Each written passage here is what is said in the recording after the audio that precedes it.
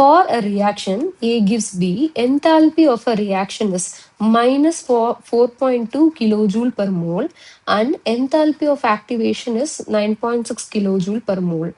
The correct potential energy profile for the reaction is shown in option. So இந்த இடத்துல பார்த்தீங்க அப்படின்னா உங்களுக்கு வந்து இது இருந்தால் போதும்.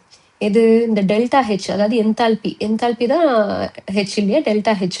ஸோ இது வந்து மைனஸில் கொடுத்துருக்காங்க. இந்த இன்ஃபர்மேஷன் மட்டும் உங்களுக்கு தெரிஞ்சால் போதும். மைனஸில் கொடுத்துருக்காங்களா ப்ளஸில் கொடுத்துருக்காங்களான்னு பார்த்தா மட்டும் போதும். ஸோ அது தெரிஞ்சது அப்படின்னா நீங்கள் என்ன பண்ணிக்கலாம்னா, இங்கே பாருங்கள் ஏபிசிடின்னு சொல்லிட்டு 4 ஆப்ஷன் கொடுத்துருக்காங்க. இதில் உங்களுக்கு நான் சொல்லியிருக்கேன், ரியாக்டன்ட்டோட ப்ராடக்ட் அதிகமாக இருந்துச்சுன்னா அதை விட்டுடுங்க. ஏன்னா அது வந்து எண்டோதெர்மிக். இங்கே தான் நெகட்டிவ்ல கொடுத்துருக்காங்களே, நெகட்டிவ்ல கொடுத்தா அது என்னது, எக்ஸோதெர்மிக். ஹீட் வந்து ரிலீஸ் ஆயிருக்கு. ஸோ அப்போ வந்து ப்ராடக்ட் என்ன ஆகணும், இங்கே வந்து பி தான் ப்ராடக்ட். ஸோ ப்ராடக்ட் என்ன ஆகணும், ஏ விட குறையணும். ஸோ எங்கே வந்து ஏவோட குறைஞ்சிருக்கு, இது வந்து சேமாக இருக்குது பாருங்க, அப்போ இதுவும் வராது. இது ஏறி இருக்கு, இதுவும் வராது. இதுலையும் இன்க்ரீஸ் ஆயிருக்கு, வராது. ஸோ இதில் மட்டும்தான் என்ன இருக்குன்னா குறைஞ்சிருக்கு, ஏவை விட பி வந்து குறைஞ்சிருக்கு. ஸோ இந்த டிஃப்ரென்ஸ் இருக்கு இல்லையா, இந்த டிஃப்ரென்ஸ் தான் டெல் ஹெச்சோட டிஃப்ரென்ஸ். சரிங்களா.